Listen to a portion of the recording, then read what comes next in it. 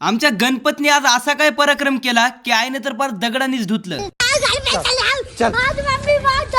तिथं गणेश राहूया तुम्ही, आई रागवली म्हणजे पळावच लागते, बरोबर ना मित्रांनो? तर झालं असं, पाटील तुम्हीच सांगा. Hey Siri please set the alarm for 8 आणि 12 वाजले तेव्हा 12 वाजता उठलो आणि आपल्या बुगाटीला किक मारून थेट काळेगाववरून वाडीला निघालो. घरी जायला उशीर झाला होता म्हणून आईला कॉल केला. ते वरले कपडे आहेत का माडीवर वाळू घातलेले ज्ञानाला संघ घेतेला माहित आहे तर लय कपडे आहेत तेवढे जमा करून आणून घड्या बॅग ठेवून देतो तुझ्या अजून आणि ते ज्ञान आणतो तेवढा हळू धुवा. आईने तर माझ्या हातात कामाची लिस्टच बनवून दिली. सुरुवातीला तर घर झाडून घेतले आणि पोहोचलो कपडे काढायला. सुकायला टाकलेले कपडे काढायला पार माझा एकदम झाला. विचार केला आईला धुवायला किती वेळ लागला असेल बाबा एवढं. आता राहिलं होतं हाऊत धुवायचं, एवढ्यात ही गँग पोहोचली. गणेशला दगड बसायचं कारण असं होतं की वाघ सकाळपासून घरी न सांगता बाहेर गेला होता. मित्रांनो खरं खरं सांगा, तुम्ही कधी आईचा मार खाल्लाय का? मी तर लहानपणी भरपूर वेळेस खाल्लाय राव. म्हणलं बाई हाऊत धुवून घ्यावं, नाहीतर गणेशच्या जागी मी असेल. मित्रांनो व्हिडिओ आता इथपर्यंत बघितलाच आहे तर एक लाईक आणि फॉलो नक्की करा.